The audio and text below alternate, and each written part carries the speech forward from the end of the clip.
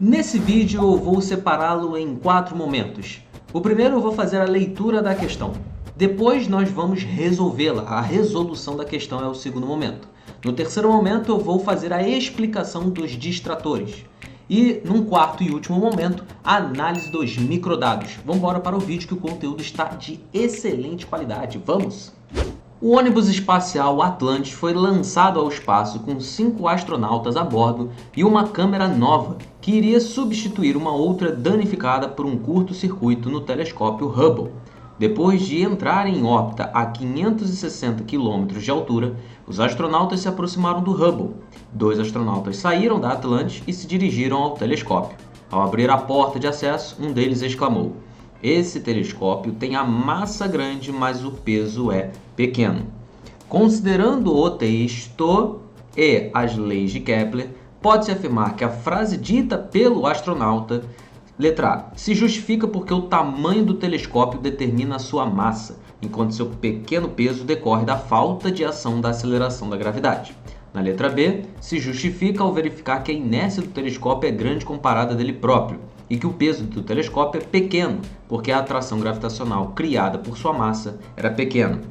Não se justifica, letra C, porque a avaliação da massa e do peso dos objetos em órbita tem por base as leis de Kepler que não se aplicam a satélites artificiais. Letra D, não se justifica, porque a força-peso é a força exercida pela gravidade terrestre, neste caso, sobre o telescópio, e é a responsável por manter o próprio telescópio em órbita.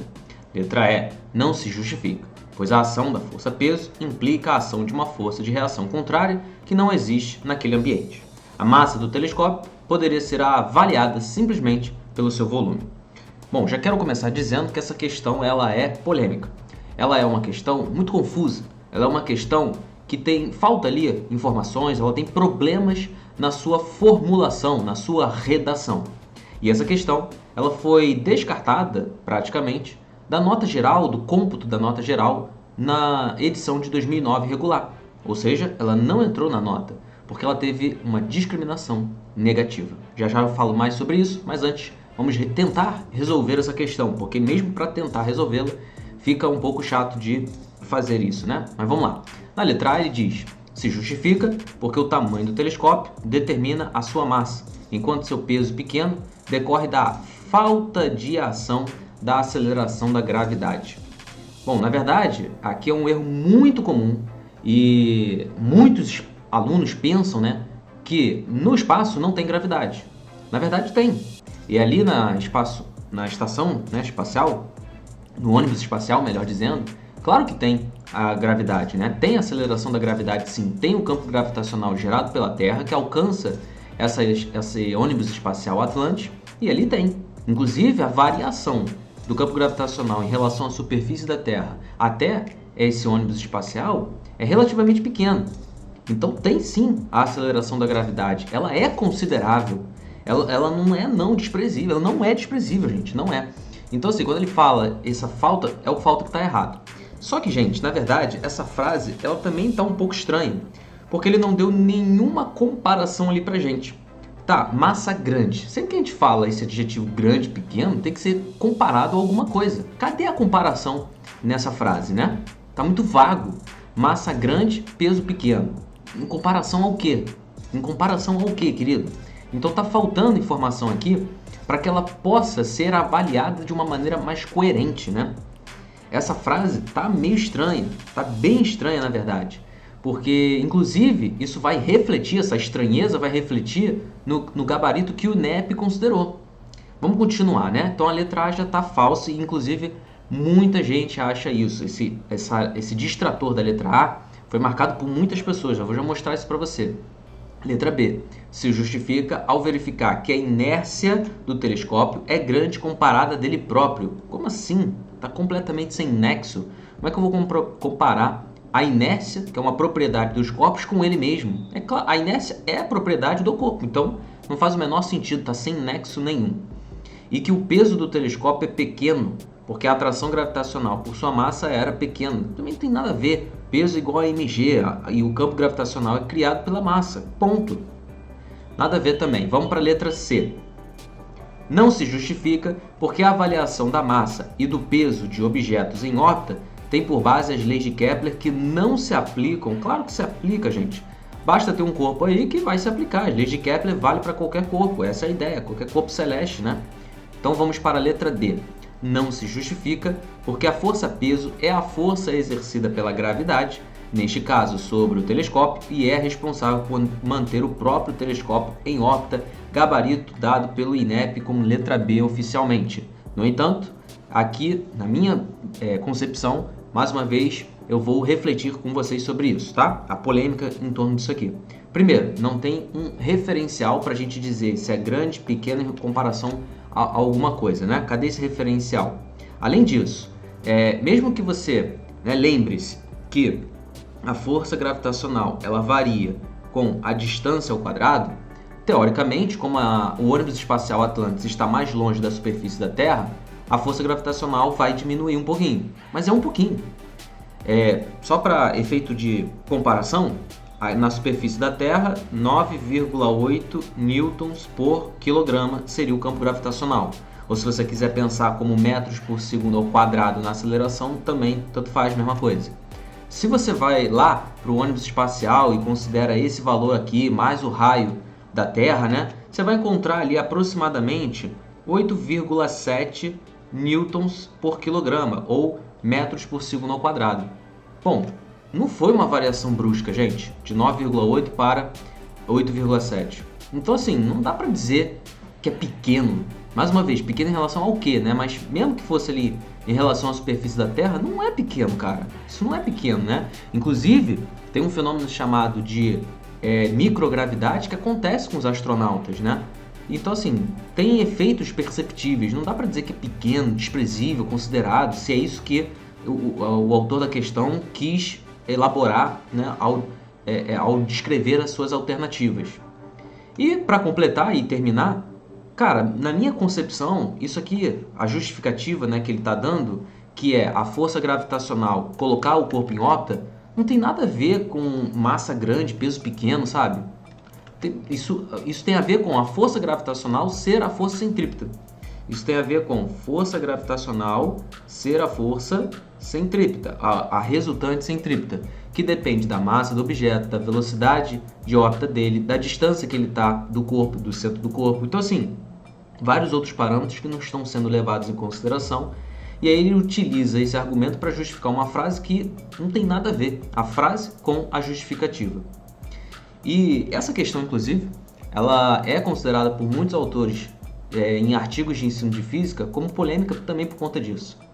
Para finalizar, a letra E não se justifica, pois a ação da força-peso implica a ação de uma força de reação contrária que não existe naquele ambiente. Beleza, né? A reação da força-peso de fato está no centro da Terra, não está ali naquele ambiente que seria o telescópio. Mas ele diz que a massa do telescópio poderia ser avaliada simplesmente pelo seu volume. Não, a massa é a relação da densidade com o volume, né? Então não tem nada a ver aqui com isso. Logo, essa letra E pode ser descartada. E só para não ficar vago, aqui estão as leis de Kepler de maneira resumida. A primeira lei de Kepler, que seria a lei das órbitas, nos diz que a órbita é elíptica, né? E o Sol ocupa um dos focos dessa elipse. A segunda lei vai relacionar com a área varrida, né? Essas áreas, em relação ao tempo, né, vão dar origem à velocidade areolar. Bom, mas essa é a segunda lei de Kepler, relacionando as áreas com o tempo, né? E a terceira, que vai relacionar o período ao quadrado com o raio ao cubo, dando uma constante, e essa constante, inclusive, se relaciona com a lei da gravitação universal de Newton, né? Se você igualar a força gravitacional de Newton com a centrípeta e lembrar que no movimento circular uniforme a velocidade é dada por 2πr sobre o período, você chega a essa expressão que o Enem também já cobrou numa outra questão. Então esse conhecimento é importante, a terceira lei de Kepler se relacionando com a lei da gravitação universal, que vai se relacionar com a mudança de movimento dos corpos celestes, né? E aí vai ter a força envolvida com mudança de movimento. E tu notas, né, que a gente não usou praticamente nada desse conhecimento das leis de Kepler para poder resolver a questão. Então, uma outra crítica aí que eu faço a essa questão. Ela era da competência 6, apropriar-se de conhecimentos da física para, em situações problema, interpretar, avaliar ou planejar intervenções científico-tecnológicas, o que ficou meio estranho aqui nessa questão, né? Interpretar foi bem difícil, avaliar mais ainda, né? Avaliar uma coisa muito difícil de ser feita, e planejar alguma coisa, nossa senhora, não tem. E H20 seria a habilidade, onde é caracterizar causas ou efeito dos movimentos de partículas, substâncias, objetos ou corpos celestes. É uma habilidade muito relacionada com a mecânica. No entanto, a discriminação dela foi negativa, e quando isso acontece, ela é descartada da nota geral de naturezas, no caso aqui dessa questão, né? Ela não entra na nota geral, porque ela prejudica os alunos. Quando a discriminação, que é um dos parâmetros do TRI, né, parâmetro A, ele tem um número negativo, isso está dizendo para você, olha o absurdo que eu vou falar, hein? Isso está dizendo para você que o aluno que tem maior aptidão, melhor desenvolvimento, ele tem uma maior probabilidade de errar essa questão. Você entendeu o que eu acabei de falar? O aluno que é bom, ele tem uma maior probabilidade de errar essa questão quando a discriminação é negativa. O que eu acabei de falar não tem o menor sentido, por isso que essa questão ela tem que ser descartada, para não prejudicar a nota desse aluno na TRI. E, de fato, ela tem que ser descartada, tá? A dificuldade, né, vai acabar tendo um valor também que é estranho, então você tem que ignorar isso. A probabilidade de chute de acertá-la ao acaso é de 11%. O índice de acertos dessa questão na época foi de 13,9%. Então, pouquíssimos colocaram a letra D. Notem aqui a quantidade excessiva de alunos marcando a letra A, porque, volto lá, na letra A a gente tem um grande distrator, um atrativo distrator, né? Dizendo ali pra gente que não tem aceleração. Isso aqui, de certa forma, por muitos professores e pesquisadores de ensino de física, julgam que isso não é bom. Que você tenha um distrator, uma alternativa, né? Que é tão atrativa, tão atrativa, tão atrativa, que acaba fazendo com que muitos vão marcá-la e prejudica, então, a nota, prejudica a questão, né, como um todo, na verdade, porque ela pode acabar ficando com uma discriminação negativa. Isso é uma coisa a ser considerada, então, para vocês, elaboradores de questões e revisores de questões aí do INEP. Agora, pensando em você como aluno, por que você deve saber disso? Por que é interessante você saber quais são as questões que têm discriminação negativa? Porque você não deve se preocupar com ela. Você tentou fazer a questão uma vez e não conseguiu, ficou muito tempo nela, cara, não volta mais nela. Respira fundo, fica tranquilo ou tranquila e sai dela, não volta mais nela. Ela não vai te acrescentar em nada nos seus estudos.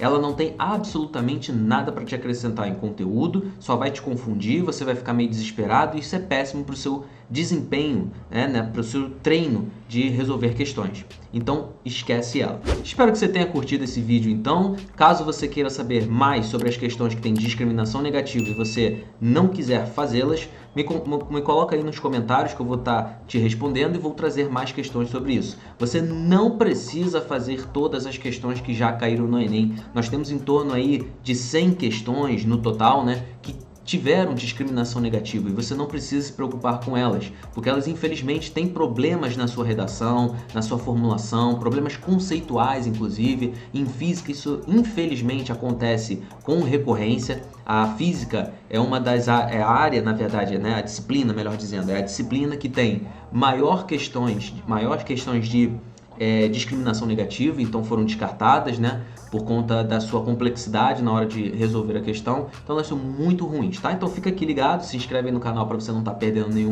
nenhum vídeo, né, sobre exatamente esse assunto, sobre TRI, até porque eu estou estudando bastante para trazer informações verdadeiras aqui para vocês, porque tem muita gente que acha que entende a TRI e não entende nada, tá? E aí você vai ficar sabendo bastante, melhorando aí o seu desempenho no Enem. Valeu? Forte abraço e bons estudos!